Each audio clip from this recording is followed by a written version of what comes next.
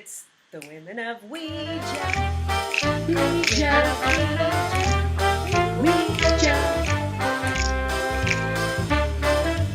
Woo! Hey, you guys.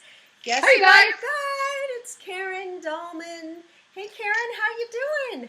Doing great, Marla. How are you these days? Oh, I'm fantastic. And you guys, we wanted to do a Halloween reunion show, which we've been doing every year, and I'm so excited to have some chit-chat with Miss Dahlman. She doesn't have her witch's hat on today, but Nope, I don't. I'm all witchy for Halloween, and we've got our Ouija board. Cheers.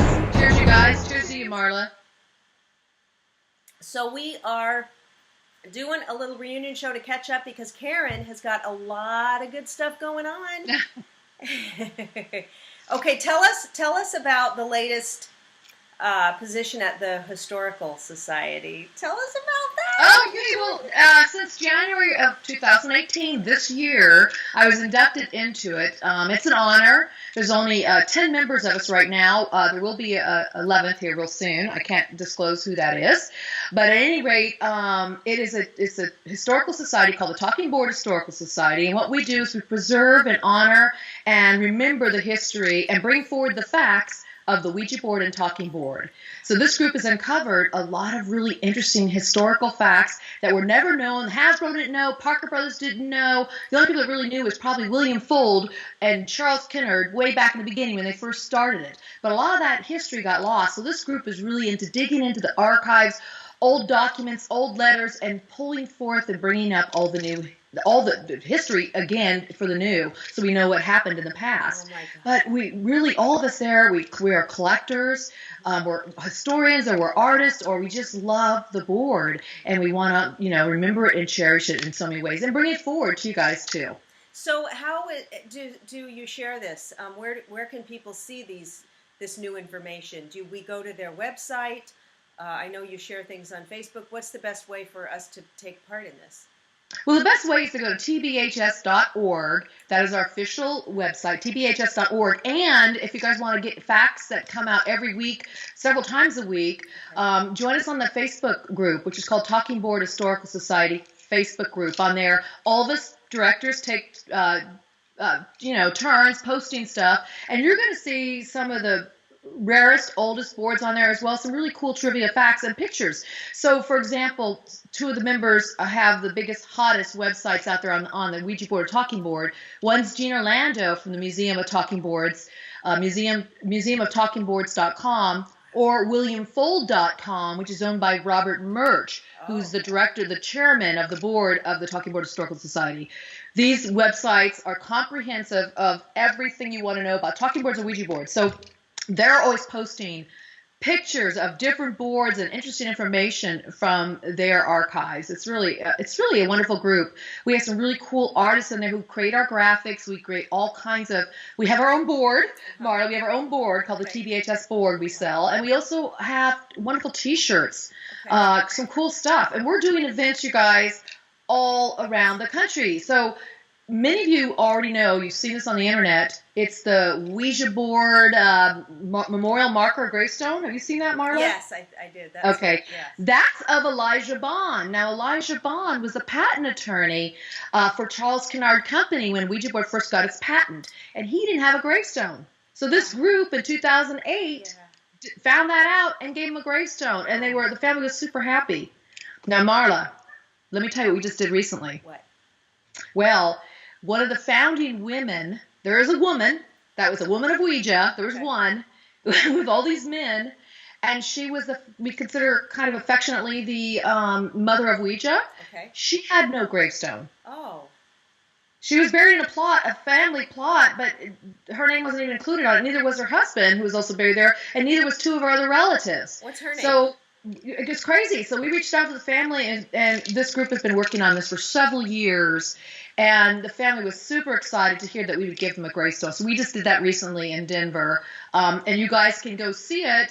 It's at the Fairmount Cemetery in Denver, Colorado. And now the coolest thing, Marla, is that they're going to honor this woman. They do historical, it's called a Heritage Society there. They do a historical walk through the cemetery and show you, point out famous women who are buried there, and now she will be on that roster, and they'll visit her, and she will be remembered and memorialized forever. Now, And by the way, who is she, and why is she important to Ouija? well, she's so important because she helped found the Ouija Board. She's one of the earlier stock member holders, as well as she's the one that helped come up with the name for the board, Ouija. Yeah. And she was one of the ones that went to the patent office with Elijah Bond and was very critical to having it being patented.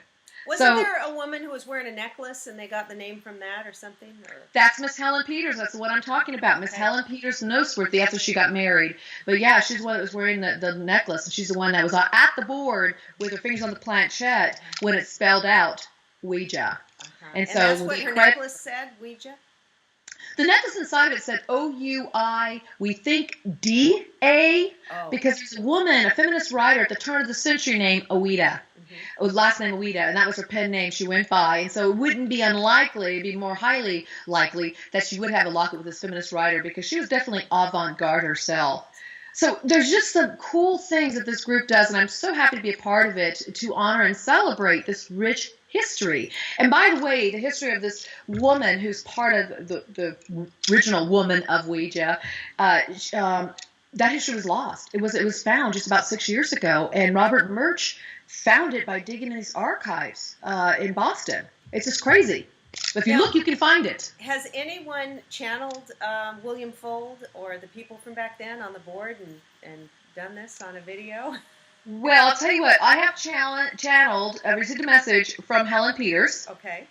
And I did share it. I was one of the speakers at the event when we did this memorial, and I shared it at the afterwards event. We had this big museum of talking boards, and we had Nick Roth there and Elizabeth Saint there, and we had Vidi Space, and they came out, and a musician, Paul Notsinger, came, and we did this whole presentation, and I gave a speech on remembering the woman in the past and bringing her forward, and how it's really timely where we are in the world right now with the awakening of the divine feminine, and people really starting to honor and support women and having a voice.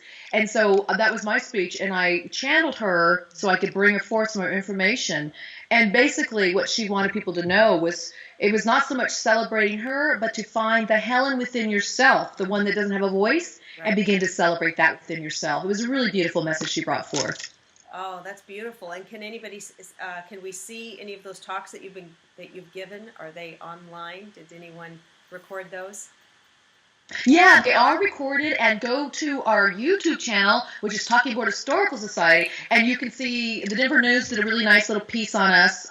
You can check on that one. I also my friend filmed the whole unveiling ceremony, so you weren't there. Definitely go there and check it out. It's fun. You can see some of the directors are talking, as well as the unveiling, and the family members. We had the great-great-grandson and great-great-granddaughter there, and they were so supportive of this. I just get chills thinking about it. It was just a wonderful, heartfelt event. And now Miss Helen Peters Nosworthy, is memorialized forever in the present and into the future. Although she's forgotten in the past. I know, it's awesome. It gives me chills because it just reminds me how important it is for everybody to have a voice, and especially for women just to be able to speak up and have that voice too. Right. We weren't always able to do that. We'd get burned at the stake or something, Or, I know. Couldn't voice what our hobbies and tarot readings or whatever we're doing. So that is phenomenal. That's so exciting, and I bet that takes a lot of your time. Everybody really appreciates that who's into Ouija. All of these wonderful videos that you're doing and information you're bringing. So what else? I hear you're doing something pretty exciting in November. I am. I'm so excited, Marla. I'm going to be attending the Sage Paracon UK event. It's their third event they've done, and I'm representing the Talking Board Historical Society there. So we are going to be doing all kinds of really cool paranormal stuff. This event is like top notch. They do a masquerade ball. They do a medieval dinner. They have entertainment, raffles, and it's from the 8th of November through the 11th.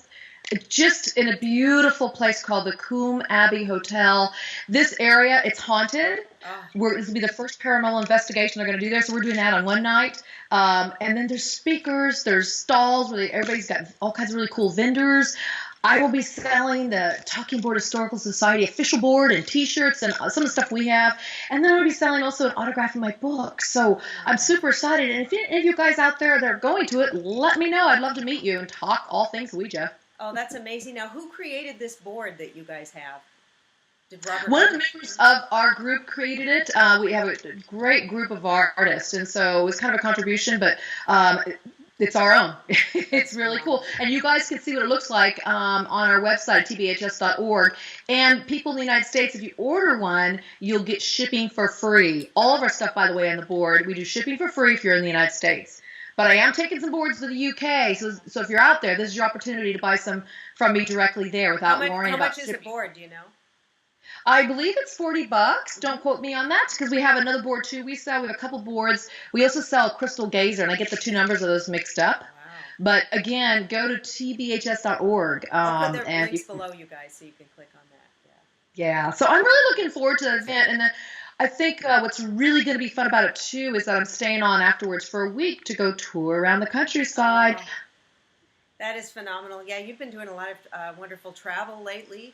As I have too. I was in Mexico City with my hubby, and we went to magical Oaxaca, which was amazing. And I did buy myself a little skull. Look at with the little stars. Isn't he cute? So cute. I almost want to see a candle in him and him lit up. I know. I did restrain myself because as I get older, I'm purging more, and I don't want to have so many chucharias, tchotchkes, but, when you're there, I mean, I gotta get something.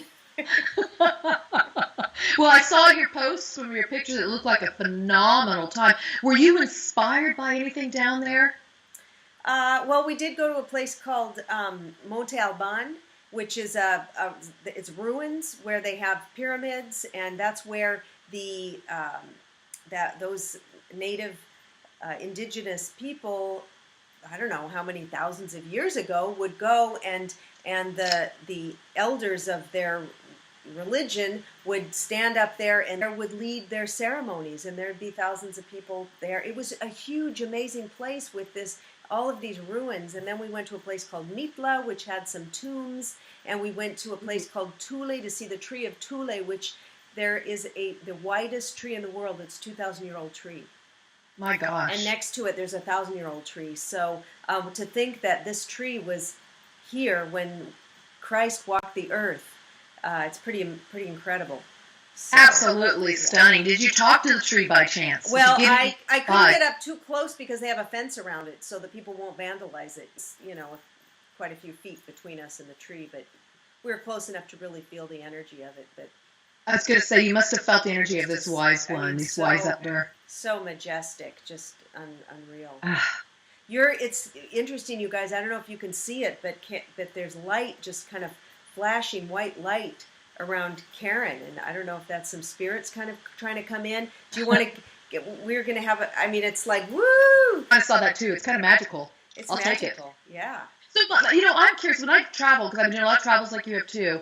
I always find something there that just inspires me, or take it back and incorporate it into my work. And so, I can't wait to go to the UK because I know I'm going to incorporate something. It'll probably maybe it'll be a channeling session I do. Maybe it'll be feeling some kind of spirit, or just getting in touch with that old energy. Like you're talking about how old this tree is. What did you bring back? I'm sure you had something. Maybe it's inspiring you for your own healing work you're doing. I really connected when I was at Monte Alban. I stood on the earth. I took off my shoes and I stood on that earth, and I just brought in that energy, because imagine all of those rituals and those indigenous people there so many times and for so many years, and so many years ago, just brought that into myself, sat down there, did some meditation, and I did have to somebody ordered a reading from me over my website when I was gone, and I was in Oaxaca, and I thought, I don't want to wait another week or 10 days to give it to them till I'm home, so I did it. I didn't have my board. I didn't have my keyboard, nothing. So I went, when Adolfo was in bed, I went into the hotel bathroom and I sat on the floor and I channeled into my iPhone. Oh, that's perfect. And I typed up, you can do the voice typing. And I sent that message to the person, and I was like, God, I hope it's accurate. I hope it really came through, because here I am in this bathroom trying to channel. And I said, listen, I just want a confirmation. Did that resonate with you? And oh my God, it was spot on. I mentioned 2 different kind of cats that she had, black and gray, and kids, and little details that she said, yes, it was amazing. So that was great. I just felt like kind of powerful when I was down there, It was good. That's awesome. That's definitely imbibing in the energy there. Now, did your husband find out? He knew that I had to do. He knows that I do readings, that people order them, and it was so interesting because before he'd be like, "Well, you're ripping people off because it's not real." What? Because he didn't believe in it, But it's so interesting as the years have gone by, and he sees, and I show him the emails from people that loving it, and I said, they're not expensive. People love it, and then he sees, oh, okay, well, I think it's real. And he did go to a channeling session with me called A Circle of Light. He went a couple months, 2-3 months ago, to see Riz Mirzah channel Red Eagle. He got some messages. He saw the power and that it was real. And he keeps quoting, this Indian guide. So now he realizes it's real, and so he knew I had to go do this message. So now he's on board with it. But it took that shift from completely thinking it's baloney, these kind of readings, to now, Marla, you're so powerful and you're channeling and you're doing this stuff, and he's excited about it. So it's really, you guys, somebody out there might be listening to this and be in a relationship with somebody who, because things change, when I got with my husband 17 years ago, I wasn't doing this stuff this way, and he had to adjust to that, and so stay strong about it and strong in what you do, but you might not want to push it in their face, but so because they could come around when they see how much you enjoy it, what you're doing, and how it helps people, and all of that. So it's been a journey for us, but it's really coming around full circle. It's really great. It really has, and it's great to watch that progression, because I've known Marla for quite a few years now, and I saw how he was in the beginning, especially with her Ouija board, and I love the way he is now. That is still he still doesn't like the Ouija, right? No. But I don't understand why, because channeling, whether you're channeling through your mind, or through your keyboard, or through your voice, or mediumship, is no different than using a board, but I know people get all strange about it. I think it's that bad rap that the press. It's that stigma. The stigma about it. So he believes that it's a portal, to bring in bad demons or whatever. So I can't. And so you guys, just so you know, you're a portal. We're all openings. We are all walking Ouija boards, if you will. We all are our own tool, and this is how we do this work. We just work through ourselves. It's not because of a cute little Ouija board like this that makes it work. It's because of yourself. You make it work. See, Marla has hers too. I've got mine. I love this little one that Karen gave me, and I even it's the last time we got together at the Conscious Life Expo. Mm-hmm. We were sitting down having lunch. We were sitting down having lunch on the floor, and Karen says, "I have a gift for you." And I opened it up, and it was this cutest little board. And I'm so glad she gave it to me, because I use it now. I had it displayed, and now I'm like, well, I should be using it, and I could put it in my purse. I could take it on trips. I didn't have it with me down there. I should have brought it, but. You guys, it works, especially if you just use the board by yourself. You just put one little finger on there. It absolutely works, and you can get messages and stuff. It's fantastic. I love it. That's right. So.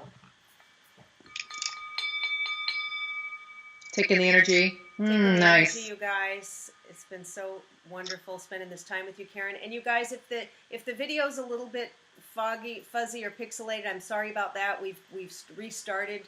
A couple times, and but it happens. It happens, That's so frustrating now about YouTube. But a lot of these videos are kind of, I don't know, maybe the energy's too strong. What are you doing for Halloween, Karen? Well, what I'm going to do for Halloween is an annual. I do a little seance, and for the last third year now in a row, I'm going to be on Dave Scott's Spaced Out Radio from 9 to midnight. That's Pacific Standard Time. Pacific time, and we're going to be doing a 3-hour show. You call in and ask your questions, and we will channel messages from the guides. So looking forward to that. I've been doing that every year for, like I said, 3 years. But before that, I always do a seance anyway for like the 3 or 4 years before that. So it's been quite a few years. That's what I do on Halloween because I love the energy. That is so much Looking fun. forward to it. Oh, Macy wanted to jump in and say hi to all the Ouija people. Macy, say hello. Oh! Hi, Macy. You gonna sing along? Oh!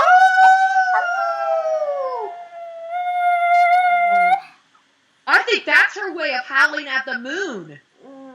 Oh, you guys, it's just the best to have a... Are you tired? Much love, everyone.